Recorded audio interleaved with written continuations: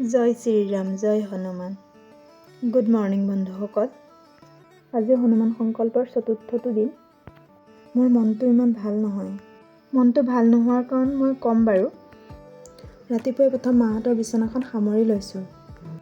তাৰপিছত বাকীবোৰ বিচনা সামৰি ঘৰৰ কামবোৰ কৰিব লৈছোঁ। প্ৰথমতে ঘৰটো সাৰি লৈছোঁ।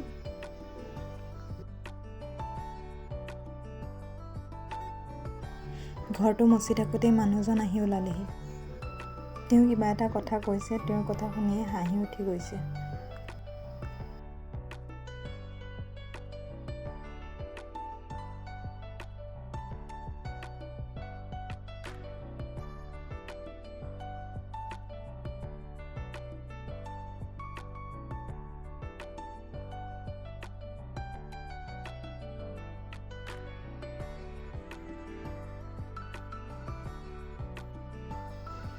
গা ধুই অহাৰ পিছত ছোৱালীজনীয়ে লগেই এৰি নিদিয়া হ'ল। তাইক যে কোচত লৈ লৈ মই ওলাবলগীয়া হৈছে। ফুট ল'লে তাইকো দিব লাগিব, সেন্দুৰ ল'লে তাইকো দিব লাগিব। মুঠতে আমি যি কৰোঁ তাইও সেই একেই কৰিব। তাইক লৈ লৈ মই ওলাই ল'লোঁ।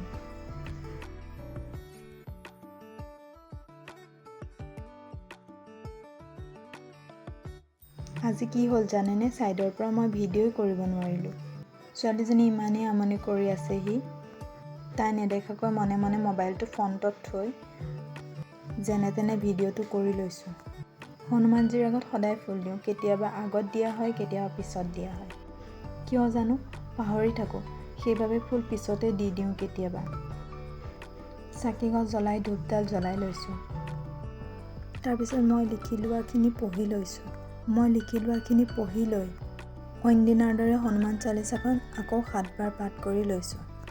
মই যে কৈছিলোঁ মোৰ মনটো আজি ভাল নহয়, মানে মই বহুত বেয়া সপোন এটা দেখিছোঁ।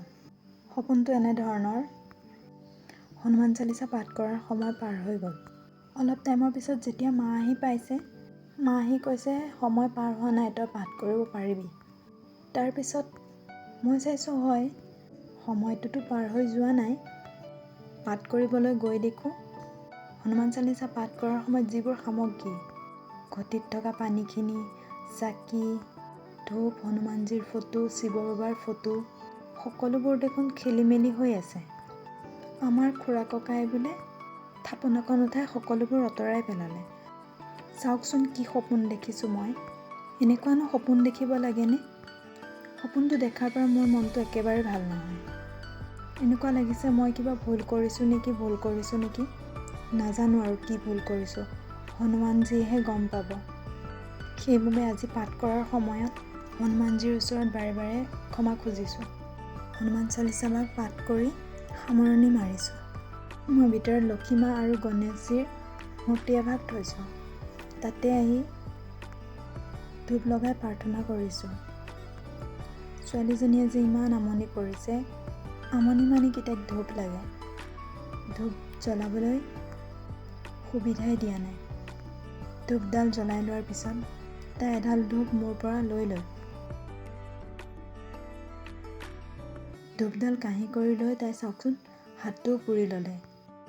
তথাপিও ভয় নকৰে। আজিলৈ ভিডিঅ'টো ইমানতে সামৰিছোঁ। যদি ভিডিঅ'টো চাই ভাল লাগে, লাইক, কমেণ্ট, শ্বেয়াৰ আৰু ছাবস্ক্ৰাইব কৰি দিব। লগতে থকা বেল আইকনটো ক্লিক কৰি দিব।